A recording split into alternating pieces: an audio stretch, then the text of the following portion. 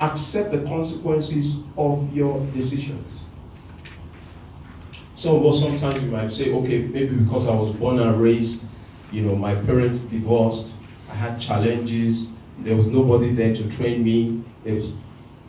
That is a mindset of scarcity. The mindset of abundance is, well, those things happen, but I believe there's a greater future.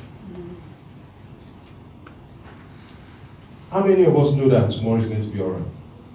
Yeah. You have to believe within you that tomorrow, those past things that have happened, don't let them limit you from entering a new level. How many minutes do I have left? 10 minutes. I think I'm good. Are we making some progress? Yeah. Then this area is very critical. Develop your expertise in a particular area. There's a lady here that she came, she said she talks about investing, and that's what she's known for. In this area of customer retention, I have deepened my knowledge of this. The first edition of this was written when I was 40 years old. That's 10 years ago. In between, second edition was written, third edition, and somebody was asking me, why are you writing? So, can you write 7th edition? And I said, yeah, things are changing. And I'm also adapting. What are you known for? Like I said earlier, what you know makes you known. And so, no one can set a limit for you. Your message transcends this room. It transcends this nation. The Bible says that the whole world is waiting for the manifestation of the sons and daughters of God.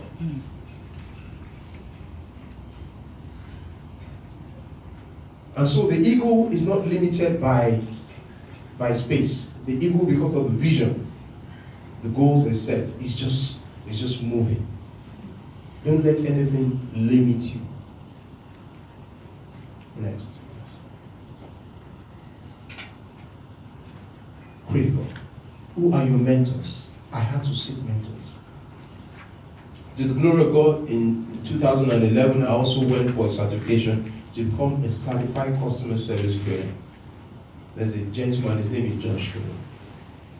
He runs an institute called Policy Service Institute. He's been speaking about customer service for almost 40 years. And I needed to learn from him. Then after that, I went for Zig Ziglar. Then now I'm with John Maxwell. I'm still learning from. So who are your mentors? Just like she said, Oprah, she has about 4 coaches. Yeah. Who is teaching you? Who are you learning from? Because if you stop learning, you start dying.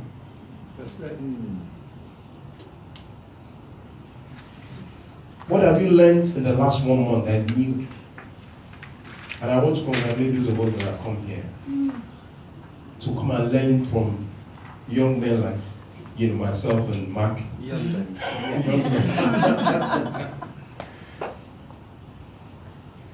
Next slide. That's the last slide. I think I've done very well. Clap for me. So to round up, because it's very important, even in this speaking business, I learned something. It's not the length of time that you speak. Absolutely. What my own job is to come here and inspire you. There's something already inside you. Once you're inspired, my job is done. I remember when I went for John's program, after spending thousands of dollars. And by the time I was leaving the place, I became very emotional. I said to myself, where have I been all my life? I've just been chasing other people's dreams. Now, I can now begin to live a real life, a life of purpose. And my wife has seen changes. I mean, the investment for coming, this is the first time my wife and I were traveling in 19 years of marriage together. It's either she travels, we've not gone on any honeymoon. Celebrate my wife, please. Celebrate. So all I've just been doing is investing. I I didn't buy a new car. I didn't buy, just investing. It got to a stage, she was telling me, look, enough of John Maxwell. I said, I need to grow. It's not the time for buying shoes. I said, when I grow, my wife is laughing now, it's funny now. Because all my friends were buying big cars, they were celebrating, they're having big parties. I said, let us live a life of legacy. A life that is beyond us. This book, if I pass on today, the book is still there, people will be referring to my book. What are those things? Live a life of legacy. At this point, please give me a wonderful round of applause, ladies and gentlemen.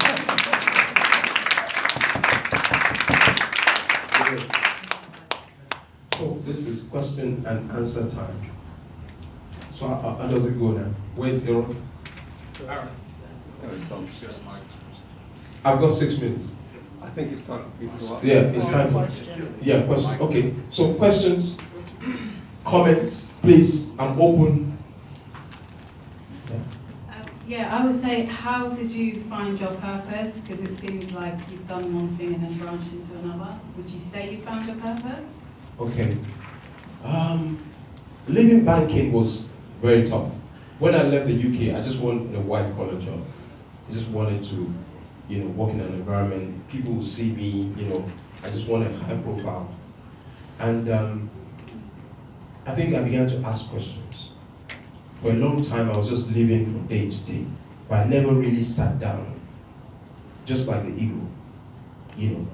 I never really sat down. I realized that I was doing the job, but I wasn't making impact. I was going there, reaching out to customers, but I wasn't really making the desired impact. So I was about 33 years old. I was 33 then. I sat down. And thank God for the opportunity, also the Holy Spirit, to hear from God. Because it's one thing to hear, who are you hearing from? Because some people will hear from friends and say, oh, this is what you're good at, but what is God telling you? And so, even through the process of pain, even when the entrepreneurship was almost sucking me out, when I wasn't making income, because I was clear about what God had said. The vision, the Bible says, write down the vision, make it plain. So the vision was written down. And so, even while I was being battered and pushed around, because I was clear about my purpose, I was clear about what God was saying, it was much easier to run with that vision. Is it clear? I would just ask you, how did you get the purpose? Because I found a lot of people, the Bible says you have a purpose before you're born, but I only made progress when I literally walked in my purpose. I thought I was meant to be a lawyer, nothing happened for me in that field. The minute I asked God, what is my purpose? He said economic empowerment. I kid you not, it's just flowed for me so effortlessly. So I'd say, did you pray a prayer, or was there just one day it kind of clicked for you? How did you discover your purpose? Well, I ask questions, which was also communicating with God. Prayer is also a two-way thing. God, what do you want me to do? I mean, I'm doing this and I'm not really fulfilled. And so I cried out, but I was also vigilant. I began to open myself up. I began to learn, expose myself, although it was very vague. It was quite vague. What I started off with, God began to put some flesh. He began to put, the Bible says that when God said to Abraham, leave your father's house, in Genesis 12:4, the Bible says, Abraham departed as the Lord had spoken. But you could find that in each chapter, what was happening in Genesis 17 verse 1, the Bible says, and God said to Abraham, walk before me, and be what? And be perfect. But he didn't say that to Abraham in Genesis 12:3. Some of us, you find that even what you have now as what you want to do, it's not really too clear. And that's why you need a mentor. You need someone to guide you. That's going to ask you questions and put you on the spot. And that's what some people run away from. They run away from someone that's going to make them accountable. They would rather go to a friend that will rub their head and say, oh, you're very nice. Oh, there's another, this is, I think you like this. As opposed to someone that will ask you questions that will also put you on the edge, almost as if you're going to attack your coach and say, look, I mean, I'm paying you for this, but it's my life, isn't it? You still have ownership of your life, but you have to become accountable. And if you're not ready to submit and open up, you will not really be able to walk in that purpose. Because a lot of people, they say, oh, I'm ready to be, to be mentored, but they keep some things back. I say, look, this area, you can't go into this area. The area of my finances, please, I can spend my money the way I want. But there's certain things, it is related also to sacrifice. There must be sacrifice. In anything that is going to make you great, there must be sacrifice. Mind shift is not about you just turning up there and you become a mega star. There must be sacrifice. And that's what the eagle had to go through, the sacrifice. Are you ready to sacrifice? Okay, yes, any other question? Yeah. Okay. Sorry, I just wanted to add to what you said, if Yeah. you don't mind. I think lots of people,